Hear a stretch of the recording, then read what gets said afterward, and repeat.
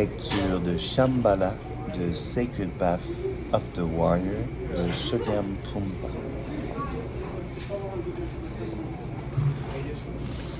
Chapter 15.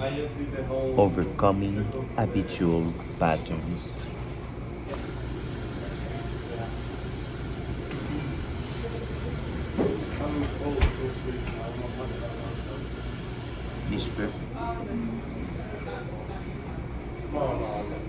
The process of freeing yourself from arrogance and cutting off your habitual tendencies is a very drastic measure, but it is necessary in order to help others in this world.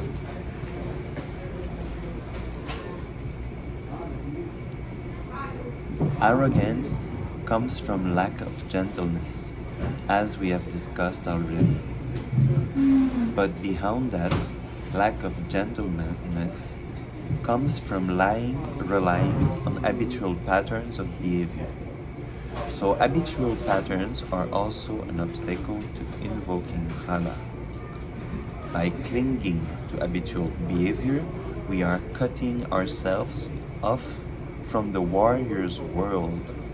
Habitual patterns are almost like reflexes. When we are shocked, we panic, and we are attacked. We become defensive. On a more subtle level, we use habitual patterns to hide our self-consciousness. When we feel inadequate, we employ habitual responses to patch up our self-image. We invent excuses to shield our inadequacies from other people. Our standard emotional responses are often reflecting of habitual patterns, as are mental fatigue, restlessness, irritation over something we don't like, and many of our desires. We use our habitual patterns to seal ourselves off and to build ourselves up.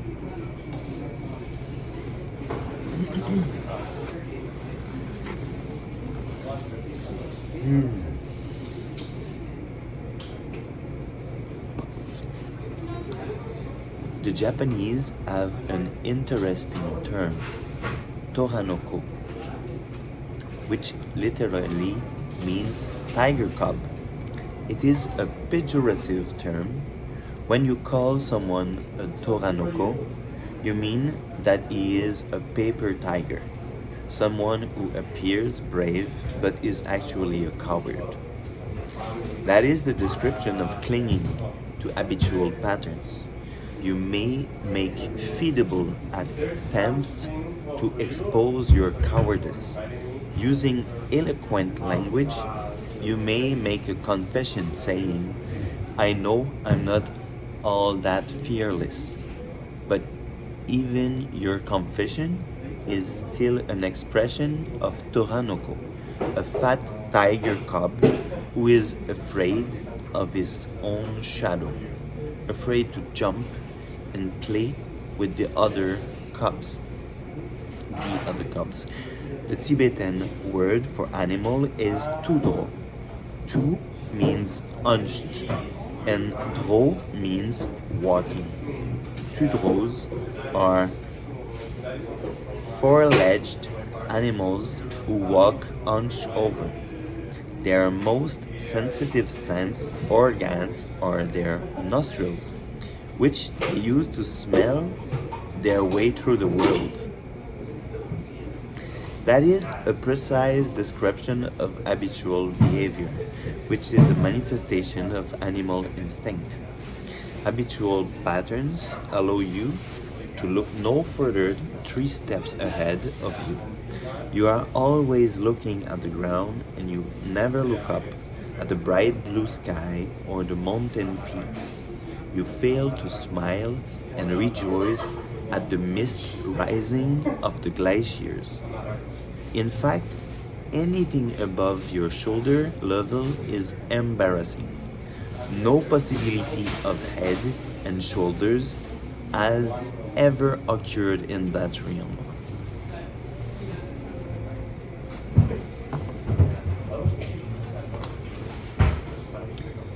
You may have been instructed in how to experience the head and shoulders and how to raise yourself up to see the great eastern sun.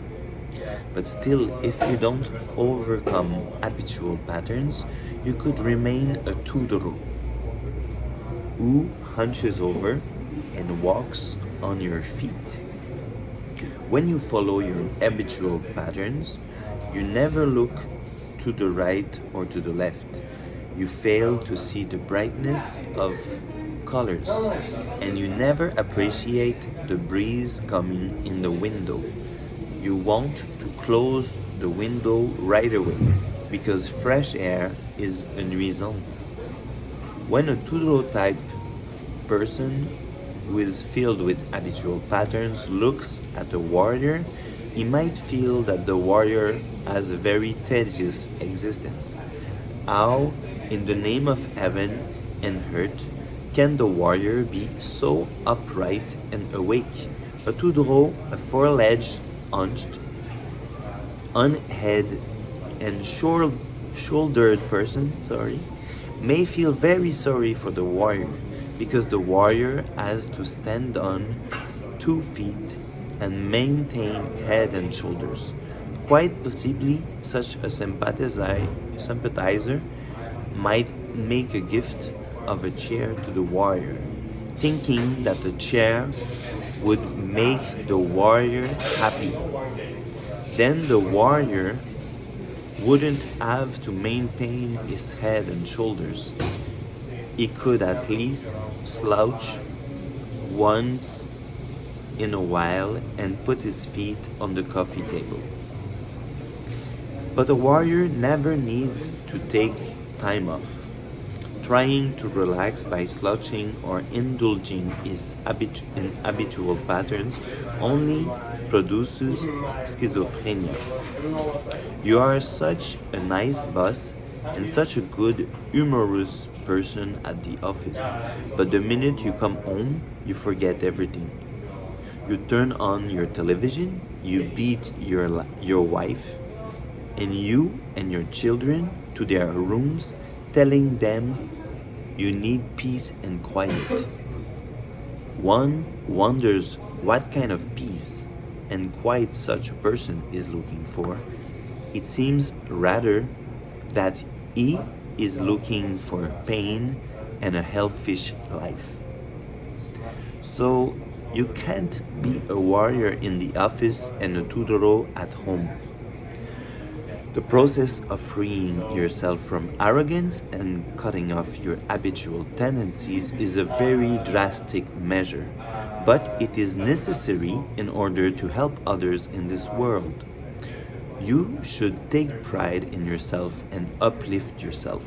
You should regard yourself as an honest and genuine warrior. The former Secretary General of the United Nations, U Thant of Burma, exemplified how to be a warrior and help others without arrogance. He was highly educated and thoroughly soaked in the practice of meditation. He conducted the affairs of the United Nations with dignity, and he was so soft and gentle, therefore people felt him awe of him. They felt his power. They admired what he said and the decisions he made. He was one of the great statesmen of this century and a great example of someone who has overcome habitual patterns. Habitual patterns are dangerous and destructive. They prevent you from seeing the great eastern sun. When habitual patterns constantly operate, you can't raise up your head and shoulders at all. You are down there, looking down, looking for this and that. You are more concerned with the flies sitting on your cup than with the great sun that is coming up. You have forgotten about uplifted and open vision. and about seeing the great eastern sun directly, you begin to dissolve yourself and involve yourself in a subhuman or even subanimal realm. You are not willing to take part in any immediate delight. You are not willing to relate with the least edge of pain or even discomfort in order to see the great eastern sun. When you were very young, 3 years old, you didn't want to escape reality, particularly because you were so interested in how things were done. You used to ask your father and mother all sorts of questions. Why is this so, Mommy? Why is this so, Daddy? Why do we do this? Why don't we do that? But that innocent inquisitiveness has been forgotten, lost. Therefore, you have to reignite it. Entering the cocoon of Tudron behavior happens after the initial inquisitiveness. Once there are tremendous inquisitiveness, and then you thought that you were being mistreated by your world, so you jumped into your cocoon and decided to sleep. Uplifting your head and shoulders may sometimes give you back pain or a strained neck, but extending yourself, uplifting yourself is necessary. We are not talking about philosophy, but we are talking about how on earth, how in the name of heaven and earth, we can actually become decent human beings without trying to entertain ourselves from here to the next corner. The constant search for immediate entertainment is a big problem. What can I do next? How can I have myself for boredom? I don't want to see that bright world at all. As we sew our fabric with a needle and thread, we think, is there another way that I can make these stitches? Is there any way that I can avoid having to make a straight journey? The journey we are making is the mending, but there is no way of avoiding it. By stopping habitual patterns, we can appreciate the real world on the spot. We can appreciate the bright, beautiful, fantastic world around us. We don't have to feel all that resentful or embarrassed. If we don't negate our habitual patterns, we can never fully appreciate the world. But once we overcome habitual patterns, the vividness of the Dhala principle, the magic, will descend, and we will begin to be individual masters of our world. Ah oui. But when we overcome habitual patterns, the vividness of the Dhala principle, the magic, will descend, and we will begin to be individual masters of our world. Isn't it beautiful? Let's stop habitual patterns. Rendez-vous au prochain chapitre.